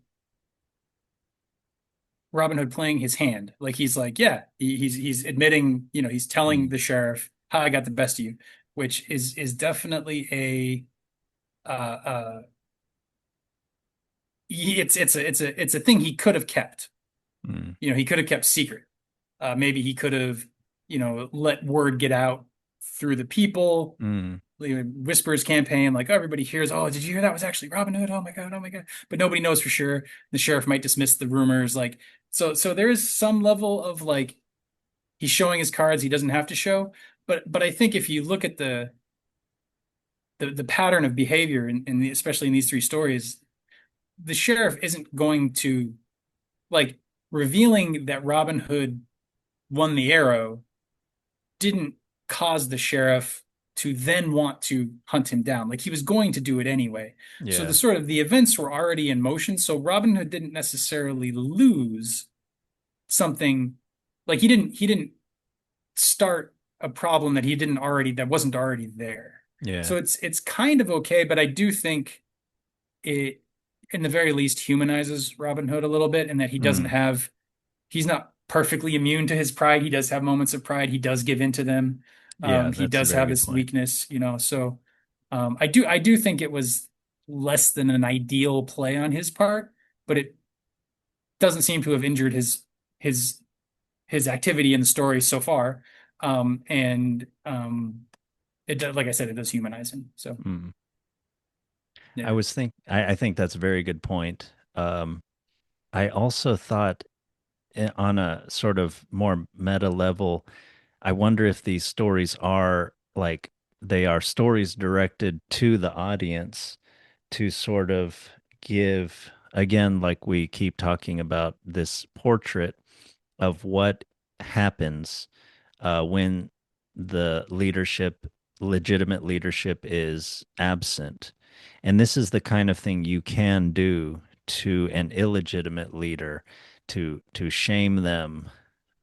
But if you did this kind of thing to a legitimate leader, I would think that they would have to crush you after that, or else there would be too much murmurings, too much stirrings, and kind of a rebellious nature would kind of could arise among the people. Mm.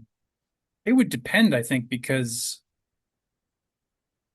if you have a legitimate ruler who's actually taking care of the people, there wouldn't necessarily be any strong desire for rebellion. They might the ruler might look bad. Oh, they got taken advantage of by this bandit. It might weaken the power a little bit. It would depend on how the authority had legitimate authority. I could see if the sheriff was a good man, he might laugh. Oh, they got the best of me. Oh man, they really got me that time. I didn't see that that was him at all. I had no idea. Mm, Just yeah. sort of laugh it off.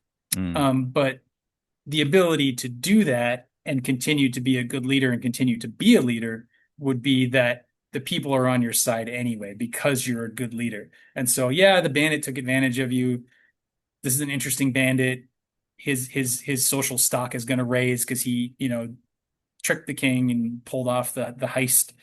We all love a good heist movie. We want to cheer for the anti-heroes, mm, but it wouldn't necessarily weaken a legitimate ruler, assuming the legitimate ruler was legitimate, did have authority vested by the people because the people really did want to support him, and he wasn't. If his power wasn't threatened by this, then I think it might be okay. But that is a pretty idealistic character. I'm not sure I would believe him in a story if he was completely unthreatened. It would be very one-dimensional. Like he doesn't feel very human to be yeah.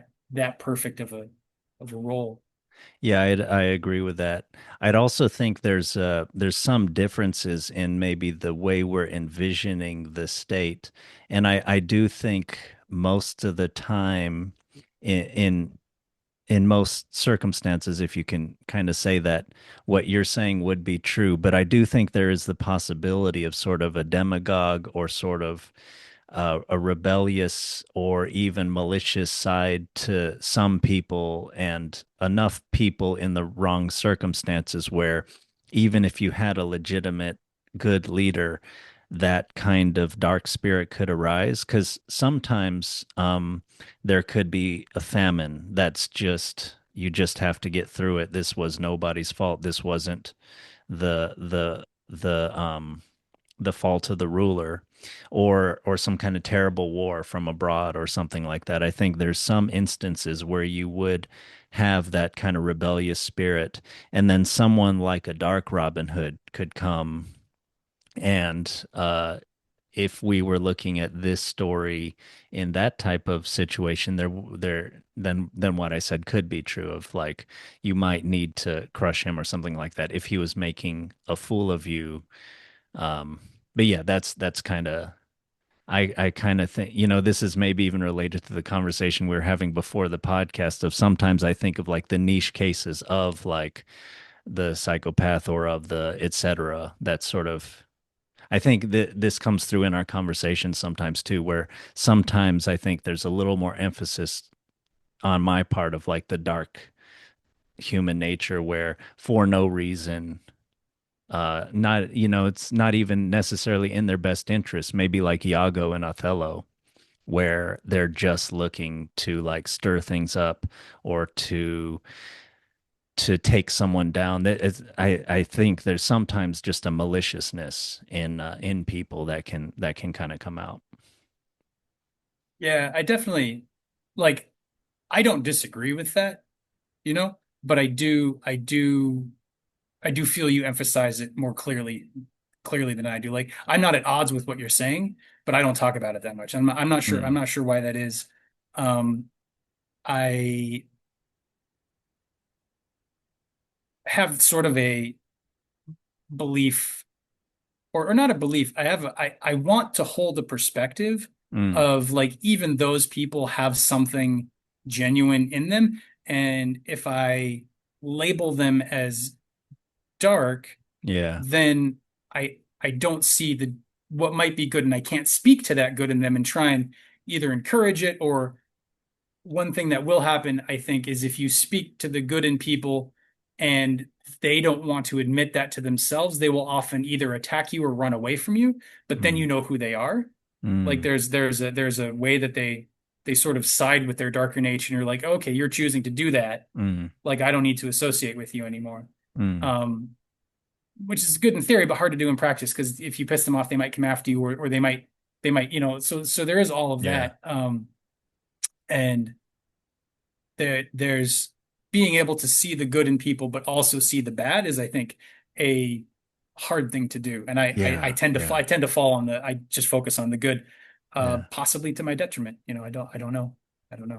I think that's a very good part of the discussion. I think I also, yeah, like you said, we have slightly different sort of some worldview or something like that. Just there's a not quite complete overlap, but I do think and I try to and I want to focus on the good and the including the sort of how the people that the darker parts are are coming out or sort of obviously present, and how through something like education, something like enlightenment, you can, not like the Buddhist enlightenment, but just more just like proper information, uh uh like good debate, not debate, but good discussion, where you're sort of, you're trying to talk to the whole person, including the good part, even if the good part's sort of only 15% or something like that. But yeah, I do politically, I think politically in the broad sense, not like narrowly the party or policies or something like that that you adhere to, but more like just human beings as a group. Sometimes, yeah, you do have to keep in mind that in any system we have, there's always the fly in the ointment or the speck or something like that. And yes, usually you have to focus on I think this was a Facebook post of William Apple's that you like uh, uh, upvoted, and I saw recently. Or no, that was a quote of his, the quote from the Bible anyway, that Hmm. that he sort of had in his email. Anyway, the yeah, you most of the time you do have to focus on the plank in your own eye, not the sort of chip in their eye or whatever, however it Yeah. goes. But Yeah. but I do kind of politically, I do try to keep in mind that sometimes, yeah, people do choose the dark path, or maybe some people they just, there's like, I don't know, in the quantum possibilities, only like 5 times out of 10 trillion do they. That's probably an exaggeration, but only in some instances will they really choose the good. Most of the time, for some reason, does the baby Hitler is always going to become the genocidal Hitler or something like that. So Mm. No, I don't know. I think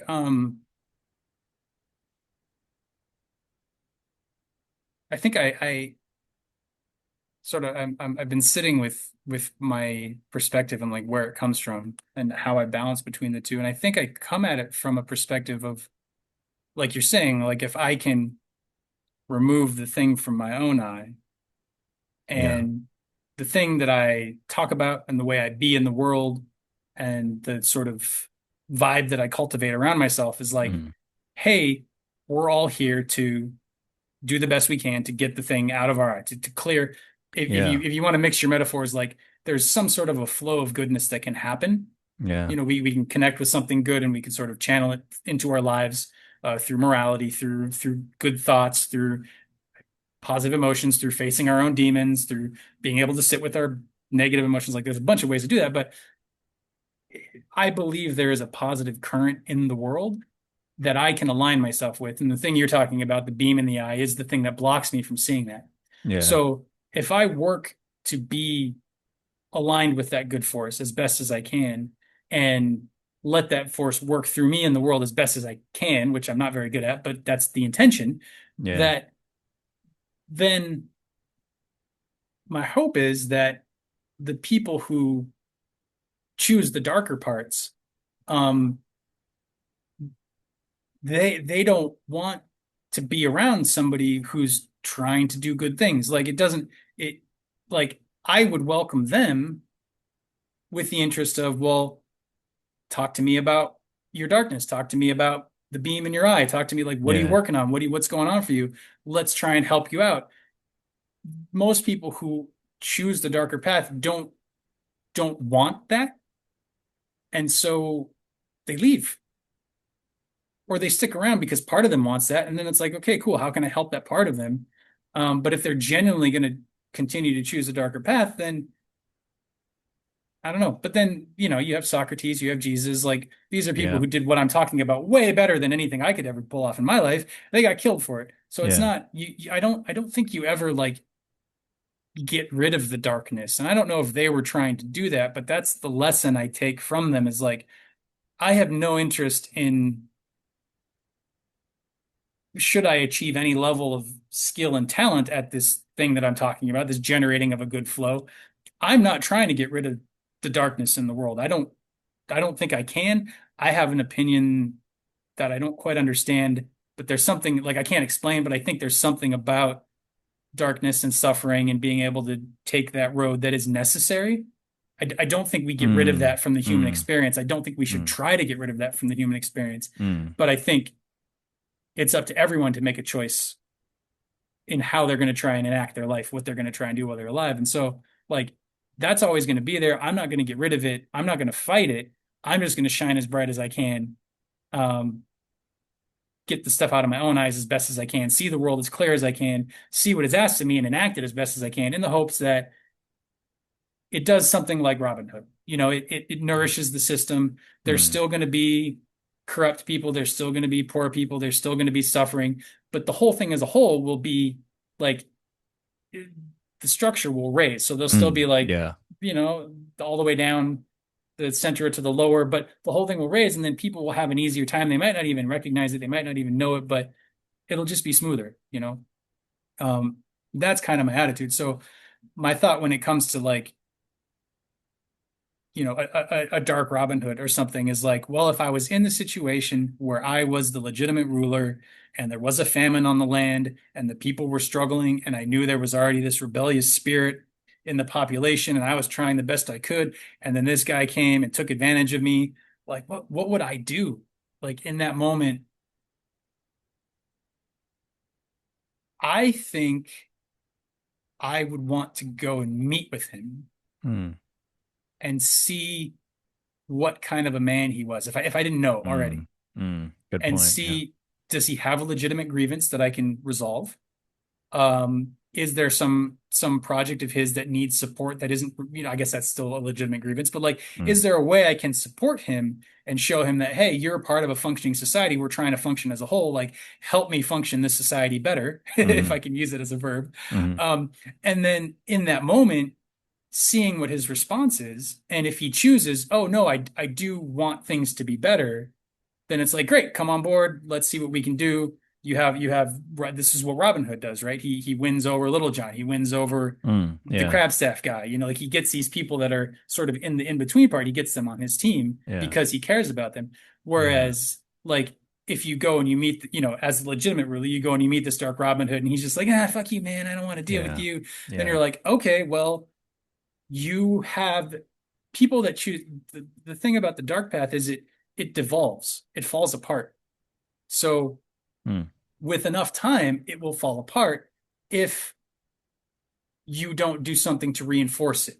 And that's the razor line that I think the legitimate leader has to walk in the face of some sort of dark opposition is mm, like, how do I let it destroy itself mm. while still maintaining the good that I'm trying to maintain? Yeah. And that it will do on its own if you manage it, but I don't know that you always can. Sometimes things just have to dissolve. Maybe it's time to step down as a leader.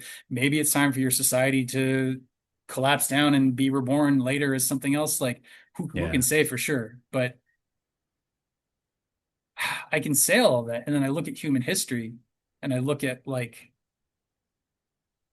the plight of most of the world as it's been colonized, as it's been subjugated, as it's been stripped of its resources. And it's a very scary thing to say the dark parts of human nature that are causing so much struggle and strife in the world, we just have to kind of wait them out. Like, I, I don't think that's the answer. And that's something I struggle with right now is like, what is the right action to take? How do you stand against evil without strengthening evil by standing against it? Is that possible, or becoming it? Like we've talked previously about the communists and Stalin and sort of replacing the corrupt the Czar. rulership, the czar, yes, thank you, the nobility, with the common man, but then the common man is just as corrupt, and Yeah. the whole system just gets worse. Like you Yeah. don't want that to happen, but you also don't want to just let the corruption carry on. The czar, the whatever problems they were having, like you don't want to let that carry on. So how to generate a renewal of society is something I think we are all faced with right now as a planet, let alone as a country, let Mm. alone like, as a Western civilization versus whatever isn't Western civilization. Mm. But there's a call for a rebirth of something, or I think we're in a lot of trouble. Yeah. So, but I don't have an answer to that. And so the path that I'm on is one of trying to clear my vision more and more until I can see maybe something I can do to contribute to a rebirth. Or I don't even know. I don't even know. I assume it will, if anything comes, it will be sort of a from a higher place down into the world. It won't be necessarily something that we just think of ourselves and enact. I think that was Yeah. the failing of communism, was they thought they could do it without some sort of a higher power, and therefore there's no higher power, there's a power vacuum. What rises into the power vacuum? Corruption. Because Yeah. there's no spirit of the law, like we were talking about Yeah. at the beginning of this podcast. So Yeah, thank you. Yeah, that was very good, kind of encompassing kind of history and leadership and things. I would say what you said about communism, the idea that we can, yeah, we have the answer to this is what history is, and this is the system to correct it. You could say that also in general, kind of about enlightenment, where it's kind of like technical knowledge of how the world works. And then with technologies and various things, I mean, there have been a lot of triumphs, of course, with, food production and everything. But yeah, this idea that you're not appealing to anything higher except for like the laws of physics and things. Yet it seems like you're gonna kind of just go wrong morally. You do have to have something higher than sort of just trying to address needs or and trying to palliate the sort of greediness of people and things, not really trying to rein it into enough, or at least give him a better vision. Um, yeah. yeah, I like your answer though. Your answer is to me essentially practical. Like I am one individual. Theoretically, if I could divinely encompass all of enough of reality to as if from on high give you the answer in words, I mean, it wouldn't make a difference. It wouldn't really make a difference. And in fact, that is what Marxism, or that is what any utopian ideal is trying to do. I know reality. I know what needs to be done. Doesn't matter if we need to kill 10 or 100 million people or whatever, uh, because we're going to have heaven on earth after that. Yeah, and I think just I am one person. And if I can clear my vision enough and sort of spread, be an example of and kind of spread kind of kindness, love, knowledge, and things, that's kind of all that I can do in the like 70 to 80 years that I'm going to be active on this world. Like, let's not get delusions of grandeur here where I think I can have perfect knowledge and then reorder everything according to that. yeah, yeah. And I think for at least speaking for myself, the desire for perfect knowledge and the desire to reorder everything, um, for me, it comes from sort of a mix. There's like two different canisters. Like one is the sort of disastrous situation that we're in, and the understanding of like, yeah, like we need something. It's the way things are going doesn't seem very hopeful, um, as a whole. Like it seems things are falling apart, and if that needs to happen, then what do we do to prepare for that? Um, but then there's also, so it's like big problems need big solutions, but can I provide a big solution? I want to solve the whole problem, but I don't know that I can. And then there's also the, ooh, I want to solve the whole problem, Yeah. that ego level. Yeah. Um, but I think I think we do need big solutions. And I think the best way to kind of bridge the gap between the two is like you're saying, like I'm one person, I do a little bit of good, I shed light where I can. Um, if the big solution is going to come, it's going to come from people doing exactly what you're talking about. And it will be something that is a like a crystallization or a co-arising from everybody's working together, that that greater thing that we need to keep our egos from taking over will manifest itself with enough people calling out for it, with enough people doing the work, shining, trying to be a moral person, trying to genuinely clear their own eyes. And I think that that's the way to solve any of the problems we have right now, is to try and be as good of a person as we can in our lives, and then hopefully that will impact other people. Um, I think of it, maybe alchemically, maybe scientifically, if you have a beaker of water and you put salt in it, the salt dissolves and the salt dissolves and the salt dissolves, but if you have enough salt, eventually it'll just start crystallizing out of the Hmm. water because it reaches the saturation point. Hmm. And that happens suddenly. And up until that point, you don't see anything. It looks like nothing's happening. Oh, But really? Oh, wow. if you have enough, it'll just sort of crystallize out. So Yeah. that's kind of the metaphor I take for like what I'm trying to do. And if it doesn't work, at least I lived my life well. At least I followed my values and I tried to live a noble, respectable life. And I think, in the very least, I hope I will die with less regrets that way. Yeah, I think there's a lot to be said for that. This sort of, like being a doctor, do no harm sort of thing. I mean, hopefully you can help a lot, but at least don't hurt. And yeah, that Yeah, seems like a good intention. yeah, yeah, I think also what you said about like the scenario I gave where there's let's say there's a good ruler, but there's some kind of thing outside of their control, kind of making life really hard. And then you have some sort of dark Robin Hood that seems to be stirring up the rebellious spirit. I think, yeah, your answer was good in that I need more information. Am I really the good ruler? Is this guy like some kind of malicious character, or is he like a necessary trickster, or etc.? Let's get more information. And in that journey to talk with the Robin Hood, already you're changing things, and you're showing virtue, you're showing courage, you're showing openness, you're showing curiosity. And then, yeah, you can talk to the Robin Hood, and politically being seen doing that, you can also be showing, yeah, all those virtues I just mentioned, and that you're trying to get more information. And yeah, you will maybe, if he's just a totally malicious character, you might take some steam out of his engine, wind out of his sails, whatever metaphor we want to use. And then you can kind of go on. Yeah, you need more information yeah, first. yeah. And he would have to be seen in that light for the wind to be taken out of his sails. So it would Right. Yeah. there you get into like politics and media and Yeah. Yeah, and you the do have to be narrative and all of smart. that. Yeah, Yeah.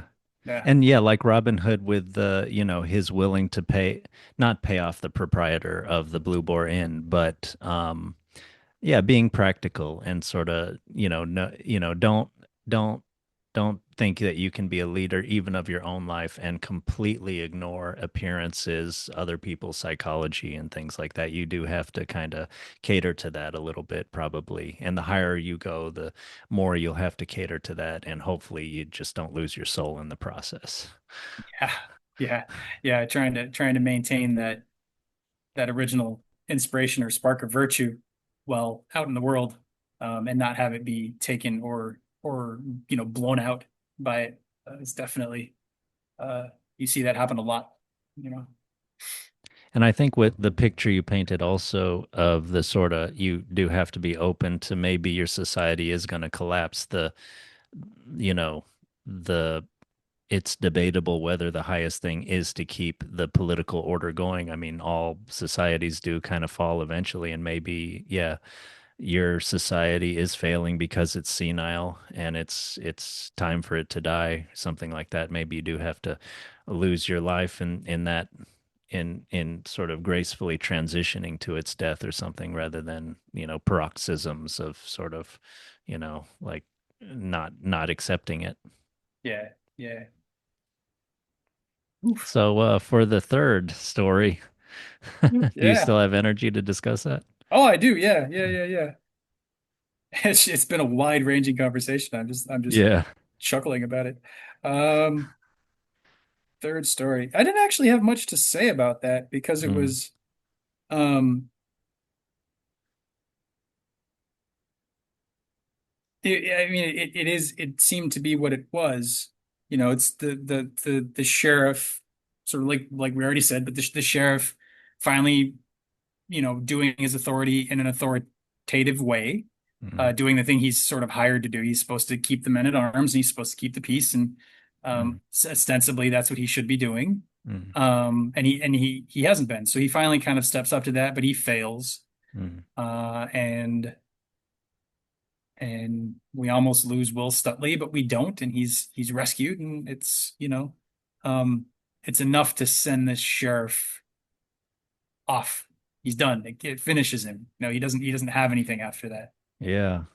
Yeah, it was a good sort of conclusion to sort of how the sheriff is trying various ways to sort of get rid of the thorn in his side, showing his different tactics, none of them working. Yeah, yeah, You had mentioned just a little scene of that as I had also thought was poignant when I guess he's coming out of the Will Stutely is being escorted out of the town towards the place where he will be hanged, and it's like a crossroads. And he looks out at the verdant fields, and it's sort of this beautiful kind of scene. And this is like practically the last moment of his life, his consciousness. And I thought that was, a poignant kind of scene. yeah. I thought it really it both did a lovely job portraying, the English countryside. Like I was like, oh, I could picture it. It's so lovely and refreshing. And then also like on an emotional side, like you were saying, it's very clearly the last moment of this guy's life, and he's just the beauty and the appreciation of life in general, the way everything gets sharper and sweeter when we think we're gonna die. Yeah, yeah. Yeah. Yeah, yeah, I didn't know what to really talk about. I mean, one thing is though that it seems like things are getting a little more serious in terms of there's going to be a death, and it doesn't happen, but yeah, maybe a little away from the sort of slightly maybe comic book kind of feeling of like these Robin Hood stories, the very light touch that they had. It gets more serious here.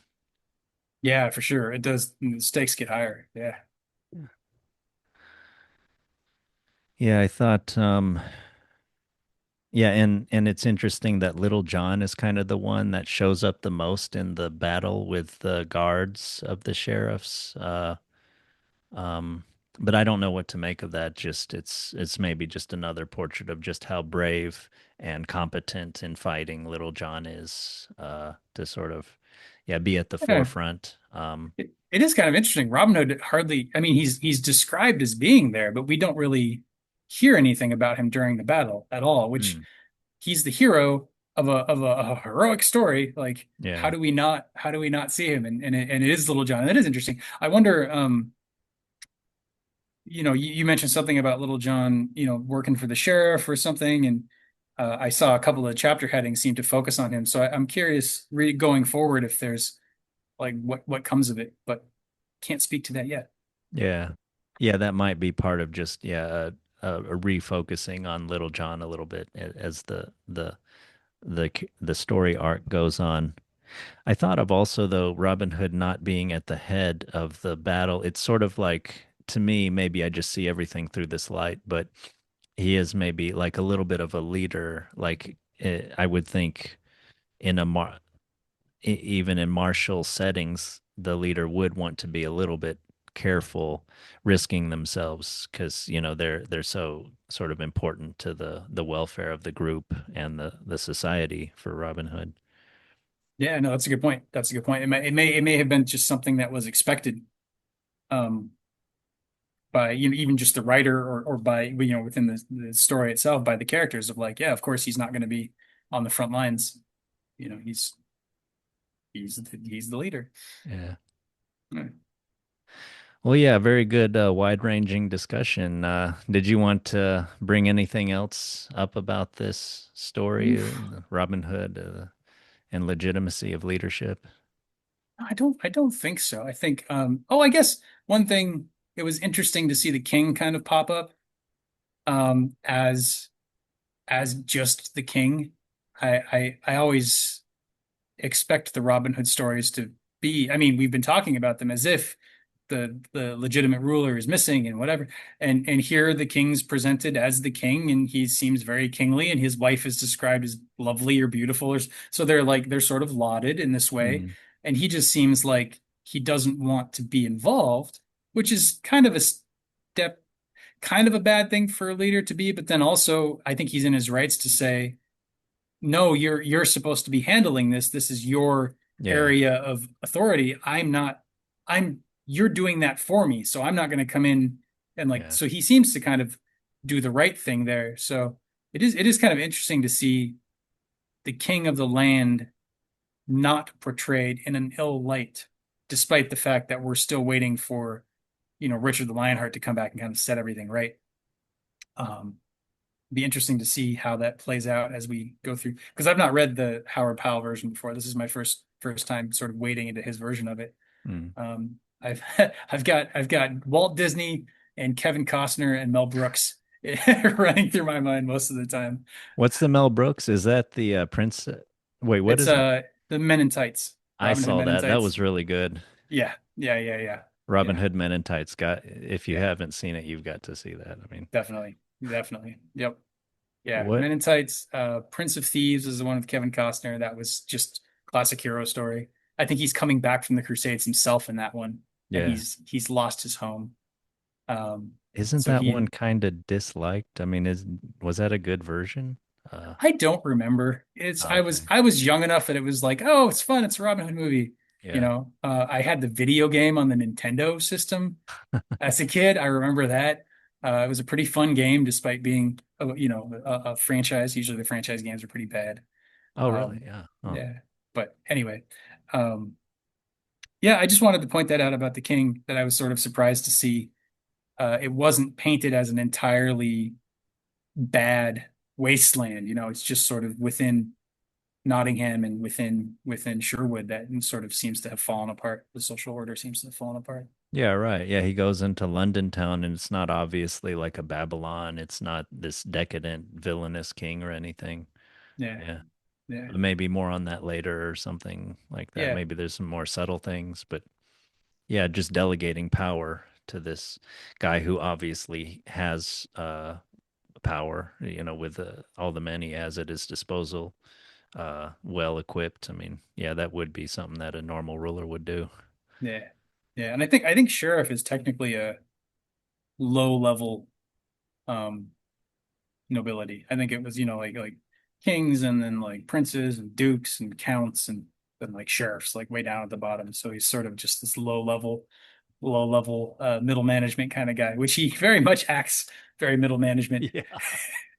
Yeah. Yeah, he was not someone who rose through competency or something through the ranks of the company, if we're using that kind of Yeah, analogy. yeah, yeah, Okay, so yeah, we'll maybe next time we'll maybe go to like we're talking about maybe going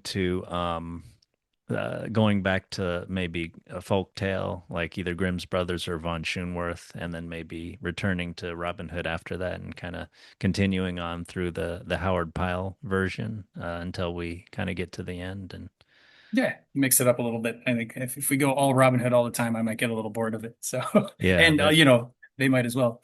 yeah, yeah, sounds Yeah, great. yeah. Okay, I'll talk to you soon, Ian. Sounds good.